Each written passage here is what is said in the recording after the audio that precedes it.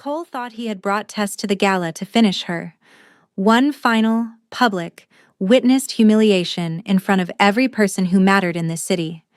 But what he could not have known, what nobody in that room could have known, was that she had come for 3 specific board members sitting 40 feet away, that she was 38 days from legally transferring his entire fortune out of his name, and that the man now walking toward him from the shadows had spent the last 3 weeks giving her his server architecture, his protection, and something neither of them had a clean word for yet, and was about to say 4 words into Cole's ear that would drain the color from his face like a sentence being carried out.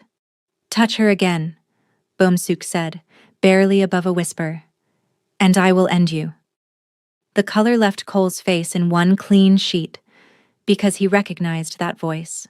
And he knew, the way men in powerful rooms always knew, that this was not a threat. It was a verdict.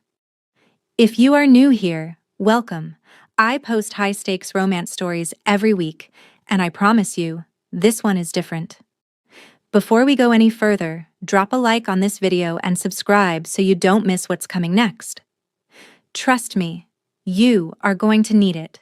Now, let's go back to where this really started. 3 weeks before the gala, Bomsuk Shin sat in the back of a moving car, reading the same 3 lines of a digital ledger for the 4th time. His jaw was tight. Not visibly. Nothing about Bomsuk was ever visibly anything, but internally, the tightness was real, and it was rare, and it was deeply unsettling to a man who had not been surprised by a number in 11 years.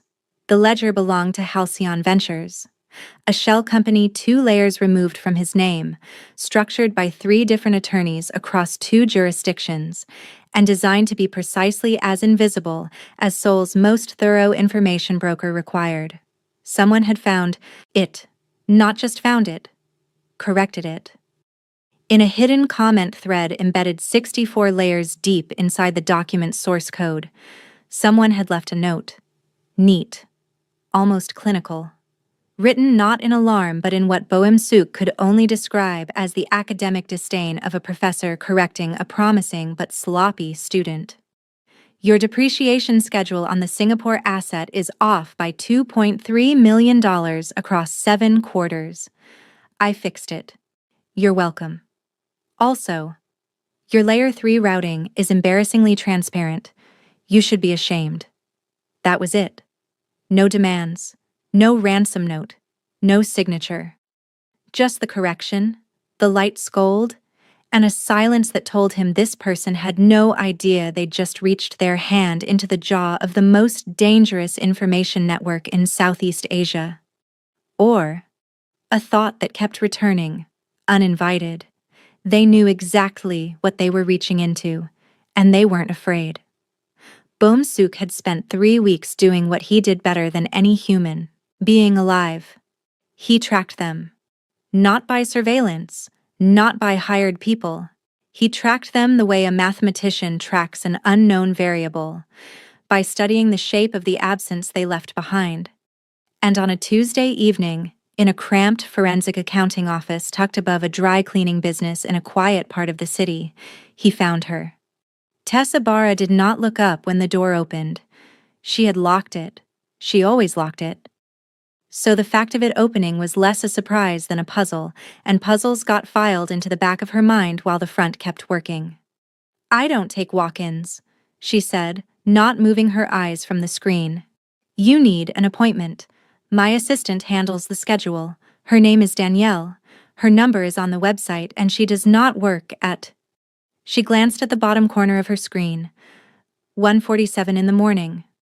"I don't make appointments," the voice said. It was a quiet voice. Low, unhurried. The kind of quiet that a room adjusts around. Tess took her eyes off the screen. He was standing just inside the doorway. Tall, monochromatic, a black suit that probably cost more than her rent. His face was a study in calibrated neutrality. Not cold, exactly. More like a computer that had learned to approximate stillness. He was holding a printout of the ledger comment. Oh, the awareness moved through her slowly, the recognition of a very large, very consequential mistake. Tess set her coffee mug down, rotated her chair, crossed her ankles, gave him exactly as much of her face as she intended to, which was not much. "You have two options," she said. "You can be angry, in which case this conversation is going to take a long time, or you can sit down and acknowledge that I did you a favor." A beat. "The Singapore asset alone would have attracted a Tier 2 audit within 6 months," she continued. "Your depreciation structure had 3 detectable anomalies. I'm not a threat. I'm a correction." Bomsuk did not sit. He looked at her the way a person looks at a locked door they were confident held nothing interesting, only to discover the lock itself is a work of art. "How did you access it?" he said. "I didn't access it. I found a door you left open." A pause. "You're embarrassed. That's understandable." "I'm not embarrassed." "Your posture changed when I said embarrassingly transparent," she said. "Fractionally. But I notice fractions." Another beat. Longer this time. "Who are you?" he said. "Tess Ibarra, forensic accountant, specializing in asset tracing and financial architecture for clients who need discretion." She tilted her head. "I already know who you are. I know what you do. Generally speaking, I'm not interested in your leverage network. I'm not a journalist. I'm not working for anyone who would use this against you." She paused. "I'm going through my own situation. I stumbled onto your ledger through a search trail connected to that situation. The audit error was just offensive. I can't look away from a wrong number. It's a character flaw." Bomsuk looked at her for a long moment. Then, for the first time in longer than he could measure, something shifted in his expression. Not warmth. Not yet. Something smaller. Recognition. He sat down. The thing about public humiliation, the particular, studied kind that Cole had mastered over 4 years of marriage, was that it required an audience. He had dragged her to this gala for exactly that purpose. Tess had understood that from the moment she'd received his lawyer's text 3 days ago. "My client wishes to extend an invitation to the Whitmore Foundation Gala. Attendance would reflect well on ongoing asset negotiations." Translation: "Come so I can remind the city's financial elite exactly who ruined whom." She had come anyway, because she needed 3 people in that room to see her face, 3 board members of a data compliance firm she was quietly building a case against, building it on behalf of the 41 women whose assets had been funneled into that firm's shadow accounts by husbands with good attorneys and no conscience. Cole's humiliation was a tax she'd calculated and accepted. What she had not calculated was the wine. He'd done it casually. The shoulder bump, the glass tilting, the spray of red across $3,000 of silk. It could have been an accident in any other world. Not this one. The angle was too precise. His smile was too immediate. And then his hand was on her wrist, and he was saying what he'd said 10,000 times in closed rooms out loud to a crowd. And Tess stood there with her spine at perfect vertical and her jaw locked and thought, with remarkable clarity, 6 more weeks. I need 6 more weeks. Then the room changed. She felt him before she saw him. A shift in the air pressure of the room, the quality of the silence changing from the awkward paralysis of bystanders to something else. Something more like the silence before a switch is thrown. Bomsuk appeared at Cole's left side. He didn't announce himself. He didn't make a gesture. He simply placed his hand over Cole's grip on Tess's wrist and began, very slowly, to remove it. Cole turned, half irritated, half startled, and looked at the man beside him, and went white. Bomsuk's face was expressionless. His eyes were on Cole's the way a diagnostic is on a machine, measuring, categorizing, finding the fault. "Touch her again," he said, in a voice that would not carry past 3 feet, "and I will end you." The gala held its breath. Cole released Tess's wrist. He didn't speak. His mouth opened, closed. 3 years of building a legal and social machine to destroy this woman, and all of it was suddenly, staggeringly irrelevant in the face of one sentence from one man. Bumsuk turned to Tess. For a fraction of a second, so small she would question it later. His eyes moved over her face with something that was not neutrality. Something that assessed the cost she'd paid for standing upright in this room. Then he removed his jacket. Bespoke. Pitch black. Probably insured. He laid it over her shoulders with quiet precision, covering the stain, and turned toward the exit with the expectation, absolute and silent, that she would follow. Tess looked at the 3 board members she'd come for. She looked at Cole, who still hadn't moved. She thought about the 6 weeks she needed. Then she thought about the fact that Bomseok Shin, her client as of 3 weeks ago, her occasional sparring partner in the matter of financial architecture, the man who paid her very well to trace other people's secrets, had just publicly declared her under his protection in front of everyone who mattered in the city. And she thought, this is either the best thing that's happened to me in 2 years, or I've just detonated everything. She followed him. The car was silent for a long time. Tess had his jacket on her shoulders, and her hands folded in her lap with the deliberate stillness of a person who had learned not to broadcast what they were feeling. You didn't have to do that, she said. I know. Cole is going to make assumptions about us now. Good. She turned to look at him. His face was forward, watching the city. The blue light from his screens caught the angle of his jaw. Good, she repeated. That's your whole response? It buys you cover, he said. Cole won't escalate publicly against a woman who appears to have syndicate adjacency. He'll move internally, which is where you want him, where you can watch him. Tess was quiet for a moment. He wasn't wrong. She hated that he wasn't wrong. You were at the gala for a reason, she said. Who were you watching?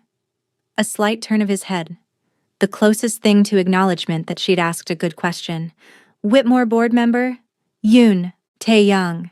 He's been laundering political contributions through the foundation's charitable arm for the better part of a decade. He paused. Your ex-husband introduced him to the scheme 4 years ago. Tess went very still. 4 years ago. Before the marriage ended. Before the asset freeze. Before the systematic and methodical destruction of everything she'd built. Cole hadn't just humiliated her. Cole had been using her proximity, her reputation, her access, her name, as social camouflage for something much larger. You knew this when you hired me, she said. It was not a question. I knew part of it. Bomsuk. I knew you had motivation, he said, precise and unapologetic. I didn't lie about the work. The work is real. Your analysis is irreplaceable. But yes, I factored in your access to Cole's financial sphere as an asset. The city continued to blur past. Tess absorbed this, sorted it, filed it under things I suspected but needed confirmed. All right, she said. All right? You used me. I used your server architecture to run traces I couldn't fund on my own. She looked at him directly. We're even. What happens now? The penthouse was exactly what she expected. All glass and steel and cold blue monitor light. 3 screens running live market feeds.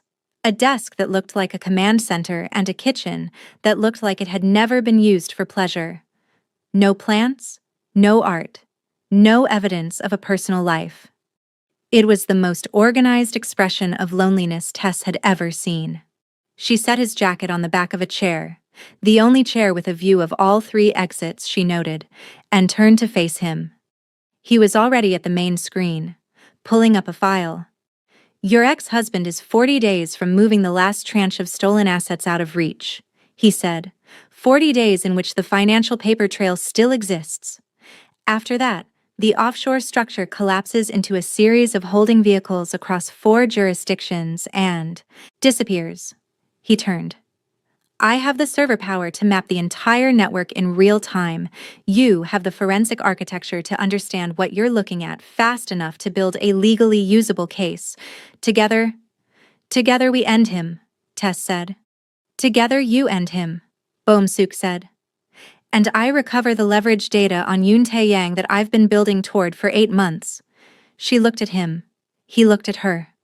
The monitors hummed. And after? She said. A beat. You go back to your work, he said. I go back to mine. She studied his face, that careful, calibrated face, and thought, he actually believes that. She almost said something. Instead, she turned to the screens. Pull up the Singapore ledger, she said. Start from layer 3. I want to rebuild the routing map from scratch. You already know the routing map. I know my version, she said. I want to see if yours matches. Something moved in his expression again. That small, reluctant thing. He pulled up the ledger. They got to work. It became a rhythm. She arrived at 7. He was always already there, at the central screen, in a fresh white shirt with the collar open 2 buttons. The only visible concession to informality he permitted himself. She brought the coffee. He never asked her to, and he never thanked her for it. But she noticed the way he wrapped his hands around the mug like someone who had forgotten warmth was available, and she kept doing it anyway. They argued constantly. Not badly. Not with the bruising, asset-driven arguments she'd spent 4 years surviving. These arguments were different. Sharp. Fast. Intellectually gladiatorial. He would build a financial model in an hour. She would dismantle it in 20 minutes and build a better one. He would challenge her. She would defend herself with evidence. He would concede. Rarely, grudgingly, with the specific quality of silence that meant you're right. And then rebuild his position with the correction incorporated. It was, she realized sometime around the 5th day, the most alive she had felt in years. Here, he said. His voice dropped slightly. The specific register it always dropped to when they were too close, and he hadn't registered it yet. The anomaly isn't in the routing. It's in the timestamp sequence. See? His hand was on the edge of her chair and his chest was a half-inch from her shoulder blade, and the scent of him, cedar and something colder, something mineral, was suddenly very present in her awareness. I see it, she said. Steady, professional, completely aware. The gap between transaction initiation and routing confirmation is 11 minutes, he continued. That means there's a human approval step that shouldn't exist in an automated system, which means someone is watching it manually, she finished. Someone inside the structure is monitoring these transfers in real time. A pause. Cole has an inside auditor? That's new. Bomsuk was quiet for a moment. Inside auditor, he said slowly. Or inside auditor and early warning system, if someone flags unusual scrutiny on the account. Cole gets notified, Tess said, which means we have less time than 40 days. She turned to look at him, and found his face much closer than she'd accounted for. They were very still for a moment. The monitors hummed. The city glowed beneath the windows. His eyes moved over her face. The same diagnostic attention he gave everything, except that it landed differently when it landed on her. Like being read by a system that was encountering data it hadn't been designed to process. We need to accelerate the timeline, he said. I know, she said. Neither of them moved immediately. Then he straightened. Stepped back. Returned to his own screen with the precision of a man re-establishing perimeter. I'll rebuild the access model tonight, he said. You should sleep. You should sleep, she said. I sleep 4 hours. That explains the personality, she said, and turned back to her screen. He didn't respond, but she heard, faint, unlikely, almost disqualifying itself the moment it happened, the sound of him exhaling through his nose with something that was almost, a laugh. Cole Whitmore had spent 18 months being careful. 18 months of attorney fees and character witnesses and strategic media leaks, systematically dismantling the reputation of a woman who had, by all conventional measures, already been destroyed. And now Tessa Barra was sitting in Boum Suk Shin's penthouse, working. He'd had 3 separate confirmation reports in the last 72 hours. His inside auditor, the human checkpoint in the routing system he'd installed precisely for moments like this, had flagged unusual access attempts on the outer layers of the offshore structure. Sophisticated attempts. Patient. Architectural, rather than brute force. Her, he thought.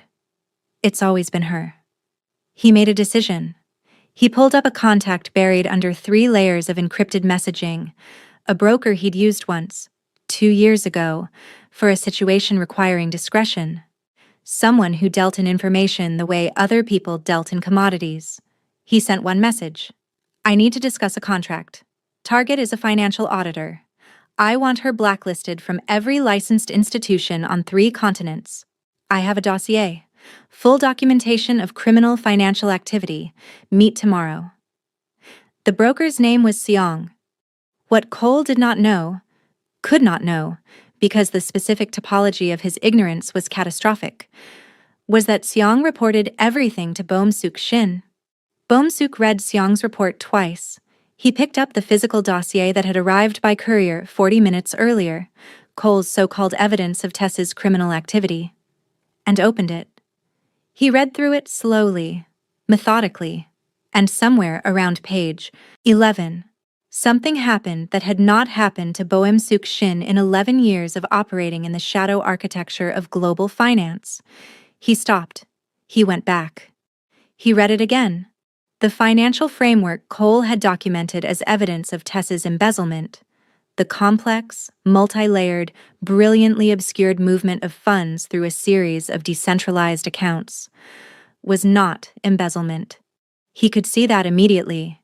He could see the purpose in the architecture, the way the fund route circled back to a protected holding structure designed to be accessible only to verified recipients.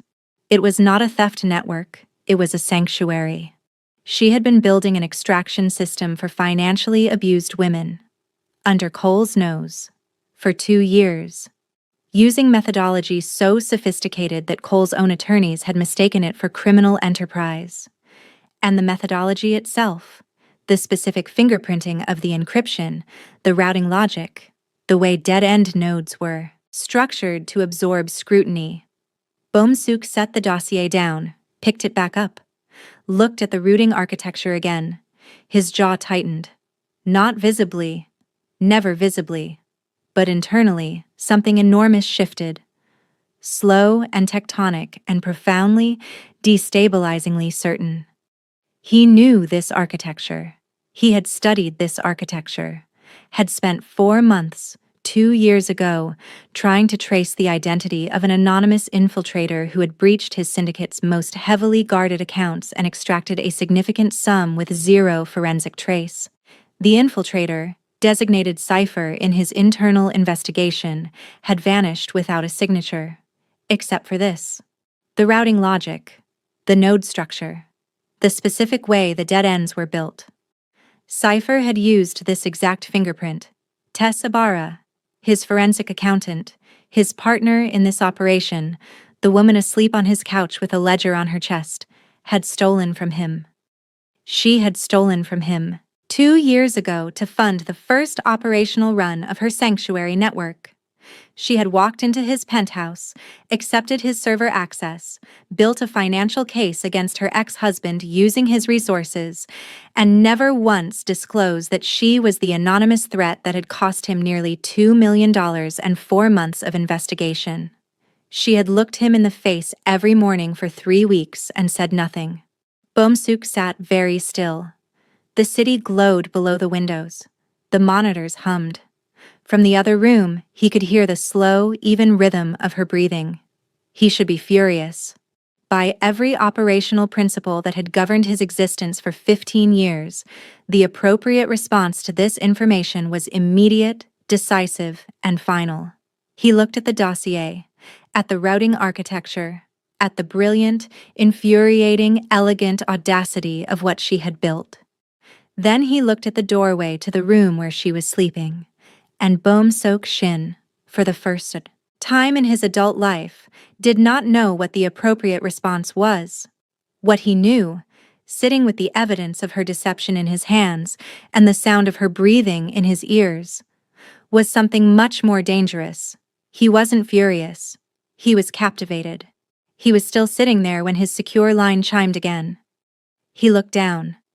Seong. Cole Whitmore is making a secondary move. He's filed a preemptive report with the Financial Crimes Task Force. They'll be at the penthouse building by morning. The charges reference the dossier. He's not waiting for your response. He's trying to bury her tonight. Bohm-suk read the message.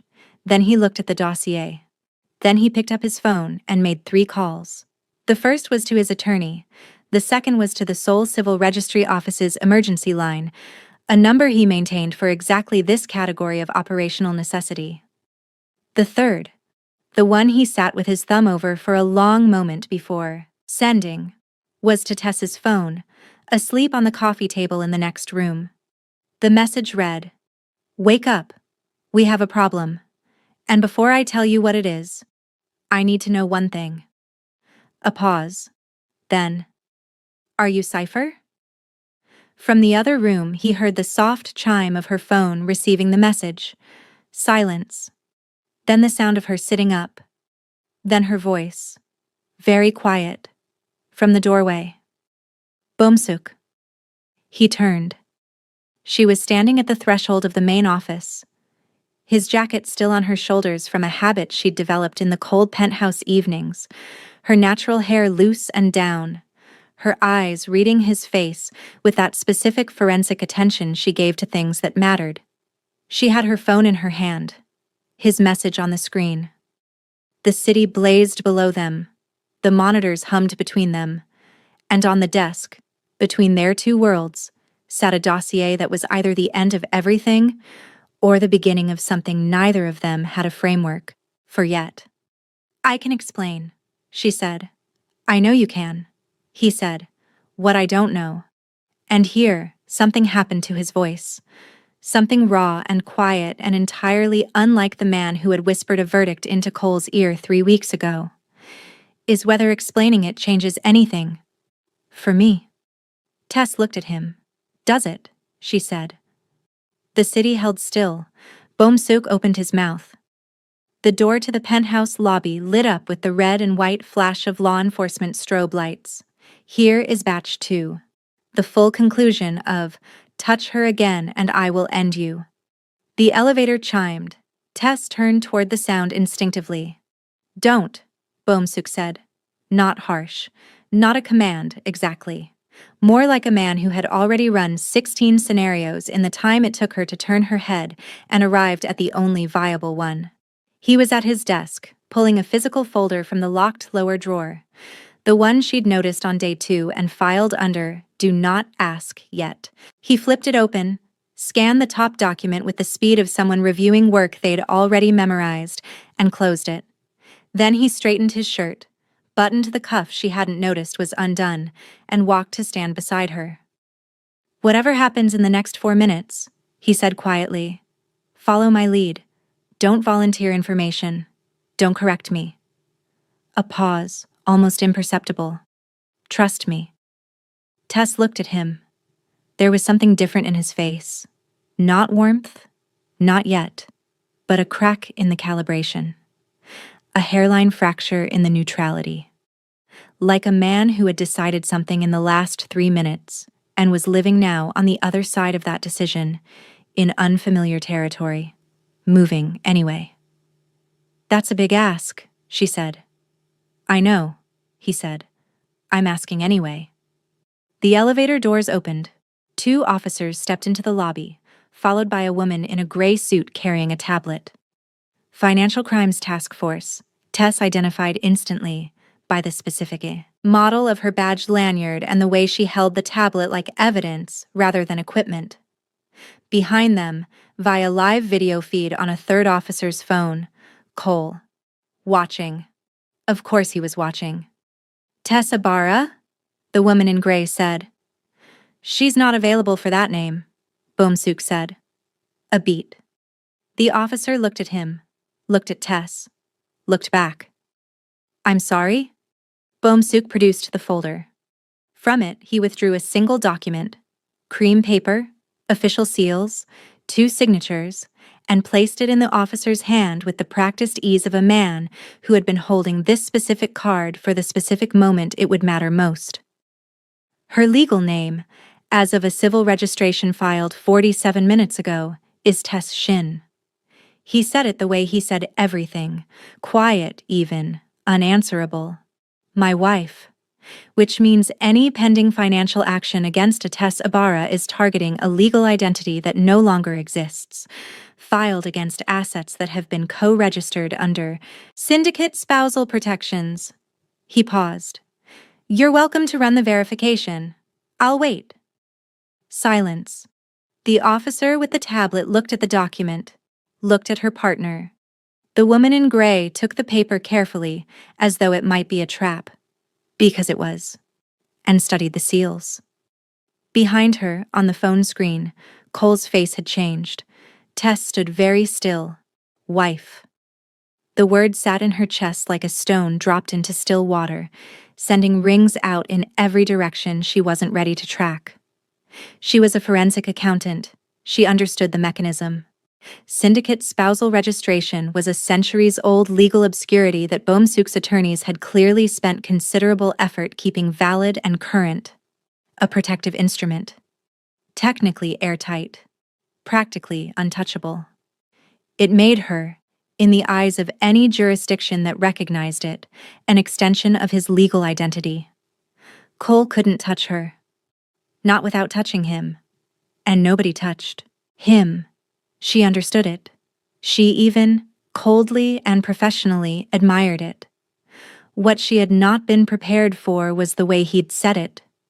My wife. Not the person I have on file for this contingency, not my associate. Not the careful, transactional language she had come to expect from a man who denominated all human relationships in terms of leverage and utility. My wife. Like it was simply true. Like it had been true before he said it. The verification came back in 6 minutes. The officer handed the document back to Bomsuk, who took it without triumph, which was somehow worse for Cole than gloating would have been. Our apologies for the disruption, the woman in gray said, with the tight-jawed courtesy of someone who had just been outmaneuvered and was required to be professional about it. They left. The elevator closed. The strobe lights outside died. The penthouse returned to its normal state. Monitors humming, city glowing, that single warm gold lamp in the corner making the only argument for softness in the room. Tess turned to look at him. 47 minutes ago, she said. He was already walking back to his desk. The registration was prepared 3 days ago. Contingency document. I had several. You prepared a marriage certificate as a contingency document. I prepare for outcomes. Bomsuk. He stopped. She waited until he turned to face her. I need you to stop talking like that for 1 second, she said. Not stop. I need you to... She exhaled, pushing a hand through her hair, that loose, gorgeous crown of it, and he tracked the gesture in his peripheral vision the way he tracked things he was trying not to look at directly. Thank you. That's what I need to say. Thank you. He looked at her. Don't thank me, he said, and his voice was doing the thing again, dropping into that register that lived below professional, below operational, the one he seemed unable to fully control when the distance between them closed. Why not? Because I didn't do it as a transaction, he said. And that's the problem. They did not discuss the marriage certificate again. They discussed everything else. She learned his world by necessity.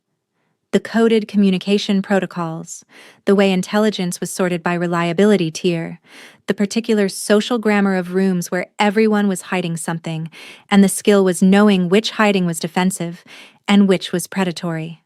She was, he noticed, a natural. Not because she was cynical. She wasn't. Not fully. Which was one of the things about her that he couldn't file anywhere clean.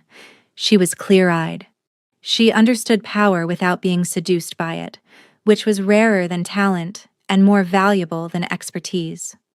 "You could have done this," he said once, somewhere in the middle of the second week, looking up from a leverage analysis she'd restructured from scratch in 2 hours. Not forensic accounting. This. Information. Architecture. Strategic leverage. She looked up from her own screen. "I know," she said simply. "I chose to use it for people who can't protect themselves." He looked at her. "That's not efficient," he said. "No," she said. "It's just right." He didn't have a framework for that sentence. He kept returning to it anyway. She taught him small things without meaning to. She made the coffee too strong and left it on his side of the desk, and never commented on the fact that he always drank it. She argued with him in the specific register of someone who respected the person she was arguing with, taking his position seriously enough to destroy it properly. She laughed at things that were actually funny, including, twice, himself, which no one in his professional life had ever had the audacity to do. She asked him about his family once, late at night, in the quiet after a long session, when the city outside had gone from active to ambient. He didn't answer for a while. "My father ran an information brokerage," he said finally. "Small scale. He trusted someone he'd known for 20 years. That person sold what they knew to a competing network." A pause. "My father lost everything in a week. The business, the accounts, the house. My mother—" He stopped. She left. Not him. The situation. But the difference at 17 is not very large. Tess didn't say, "I'm sorry." She didn't say that must have been hard. She just looked at him the way she looked at a ledger she was learning.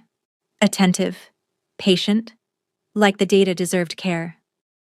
"So you built a world where you hold everyone's secrets," she said. "So no one can do it to you. So no one can do it to anyone I—" He stopped. Reset. "So no one can do it." She looked at the pause. She didn't comment on it. But she saw it. They hadn't discussed it. He had asked, via text, if she was Cypher. She had appeared in the doorway. And then law enforcement had arrived and the question had been superseded by necessity, and they'd moved forward on the momentum of crisis, the way people do, deferring the conversation that changes everything because the present keeps demanding attention. He brought it back on a Thursday morning, quietly, with no preamble. "The routing architecture in your sanctuary fund," he said. She was at the secondary screen, her hands stilled. "It matches the intrusion methodology from a network breach I experienced 2 years ago," he continued. "An anonymous extraction, approximately $1.8 million US. I never traced the source." A pause. "I'm tracing it now." The room was very still. She turned to face him. He expected, he had been preparing for, had run the scenario multiple times. Denial. Or deflection. Or the careful attorney speak of someone managing disclosure. What he got was Tess Ibarra looking at him with those clear forensic eyes and saying, "Yes, just that. One syllable, carrying everything." "Yes," he said back, slower. "I needed seed capital," she said. "Untraceable. Cole had frozen every asset with my name attached. I couldn't open an account without him knowing. I couldn't fund the first extraction without a source he couldn't follow." She held his gaze. "Your network was the only architecture I knew that was sophisticated enough to obscure the origin. I studied you for 4 months before I moved. I targeted the lowest impact account I could find, one that was essentially a passive reserve. I took enough to fund 6 women's extractions and then rebuilt the whole so it wouldn't trigger an audit." A pause. "The note I left in your ledger, a year later, that was partly guilt. And partly because the Singapore error was genuinely offensive. Boumsuk looked at her for a long moment. You stole from me, he said. Yes. To fund women escaping their husbands? Yes. And then you corrected my depreciation schedule out of what? Compunction? Mathematical conscience, she said. I can't help it. I told you. He stood up slowly, walked around the desk, stopped a few feet from her. That charged, neither of them moving distance that had been accumulating for weeks. I spent 4 months, he said, trying to trace cipher. 4 months of my best analysts, my deepest network access, and you'd left nothing. Not a fingerprint, not a timestamp artifact, not a misplaced decimal. His voice was doing the thing below operational. Do you understand how rare that is? She looked up at him. Are you impressed right now? I stole from you. You stole from me perfectly, he said. And then you walked into my life a year later and let me hire you, and you sat across from me for 3 weeks building a case that will dismantle your ex-husband using my own server architecture. And you never... He stopped. Something moving behind his eyes. Something he was trying to categorize and failing. You never once let it show. I was going to tell you, she said. After Cole was finished. After the fund was... I know, he said. You know? The routing architecture of the fund, he said. It's self-completing. You've been building toward a specific endpoint. The moment the last account is funded and the legal structure activates and the whole thing becomes autonomous. You were going to tell me when it was too late for it to stop anything. A beat. You weren't hiding from me. You were protecting the women inside it. Tess looked at him. Something shifted in her face. Relief? Maybe at being read accurately by the one person in this city she had not been able to fully calculate. Yes, she said softly. He was quiet for a very long time. I want to see the full architecture, he said finally. Not to dismantle it. To make it better. A pause. The routing can be made completely autonomous. Legally insulated. Untouchable. He looked at her. Let me help you finish it. Tess looked at this man, this winter storm of a man, with his calibrated face and his 4 hours sleep, and his father's ghost living somewhere behind his eyes, and felt something in her chest become very warm and very certain. Okay, she said. Okay, he said, and neither of them moved, and neither of them looked away. And the gold lamp in the corner of his previously colorless penthouse held them both in its small, insistent light. 3 weeks later, the Halcyon Summit.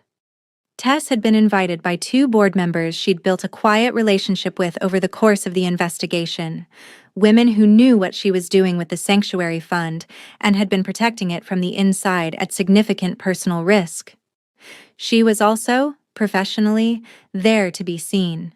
Because Boumsuk had spent the last 2 weeks legally, quietly, and with devastating precision rearranging the financial architecture of Cole Whitmore's entire empire. And it was almost time. She was across the atrium, mid-conversation with a compliance director, when the hand touched her elbow. She didn't need to turn to know. Cole's grip was a thing she'd built a reflexive recognition of over 4 years of marriage. Her body still catalogued it before her mind confirmed it. She turned slowly. He looked worse than she remembered. Not physically. Cole had always maintained the surface of his life with obsessive care. But there was something in his eyes now that hadn't been there at the gala.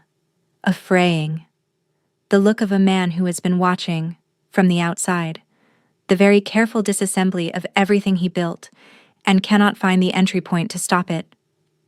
You think you've won? He said. Low, trying for control. I think you should let go of my arm, Cole. Your husband can't protect you from this, he said. Whatever game you and Shin are running, it ends here. I have documentation on your fund, proof of illegal financial structuring. I go public.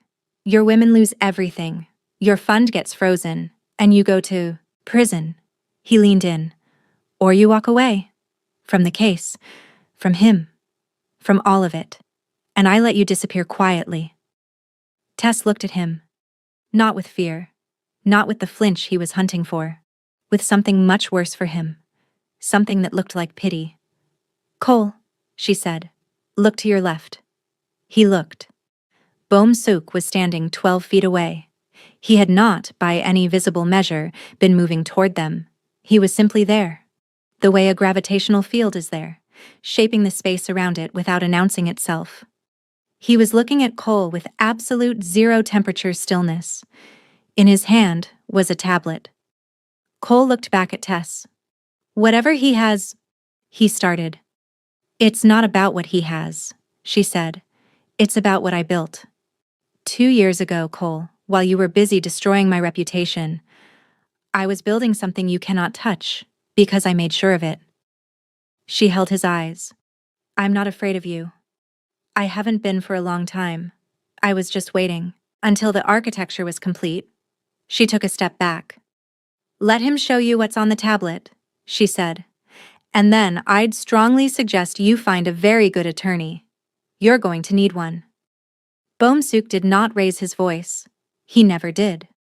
Your offshore holdings across 7 jurisdictions, he said, as of 4 hours ago, legally transferred, through a series of debt recovery instruments your own attorneys signed 18 months ago without reading carefully enough, into a designated receiving fund. He paused. That fund is controlled by your ex-wife. Cole stared at the tablet. The Whitmore Foundation charitable assets, Boum Suk continued, have been audited and the improperly classified contributions have been rerouted to their legal recipients, including the 41 women whose assets were funneled through its shadow accounts. The board has been notified. The relevant regulatory bodies have received a complete documentation package. A pause. Your political relationships, specifically the arrangement with Yoon Tae-young, have been provided to 3 independent journalism organizations, none of which are under any form of leverage control by my network. That was a choice. Cole's hand had started to shake. You're bankrupt, Boum Suk said, without inflection, as if reporting weather. Your social and professional networks have been provided sufficient information to make continued association with you inadvisable. The legal process will take time. The social consequence? He glanced around the atrium, where several nearby conversations had quietly stilled. Has already begun. Cole looked up from the tablet. He looked at Tess, across the space between them. She looked back. Still. No triumph. Just the clear, settled gaze of a woman who had waited, worked, and finished the job she started. You, Cole's voice cracked. You were no one. You had nothing. I had time, Tess said. And better math than your accountants. Cole put his hand on a nearby table to steady himself. Nobody in the room helped him. Nobody moved. The wheel had simply turned, and everyone in this room of very smart, very powerful people knew exactly what that meant. Tess was at the window when he came in. He had been gone for 3 days. A series of meetings she'd been briefed on in outline only. The legal architecture required to do what he had decided to do, which was not a small thing, which had taken considerable time to map from intent to viable execution. She heard the door. She heard him set his keys down. She heard the specific pause that meant he was registering the state of the room. Her in it, in the early evening gold light, with her shoes off and a ledger on the coffee table, and her presence distributed quietly through his space. She had stopped going back to her own apartment some weeks ago, without either of them formally acknowledging it. She turned. He looked different. The word was too simple, but she couldn't find a better one. Something that had been held at strict vertical in him had settled, not collapsed. Settled. Like a building that's been under engineered tension, finally finding its right load distribution. It's done, he said. The leverage ring?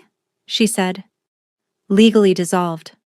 The network assets distributed to the intelligence firm I'm converting the operation into. Legitimate. Licensed.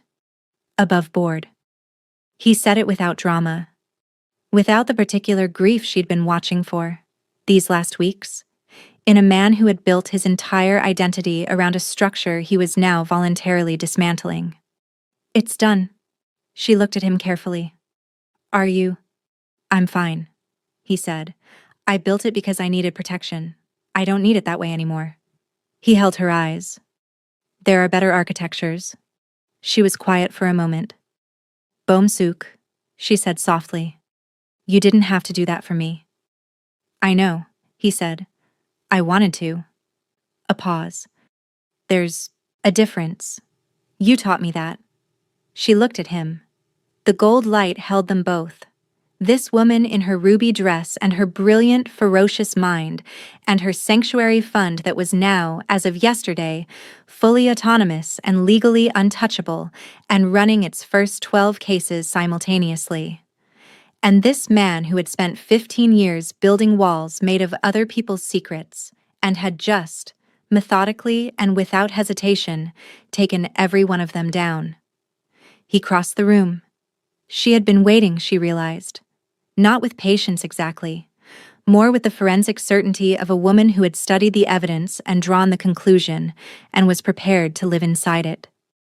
He stopped just in front of her.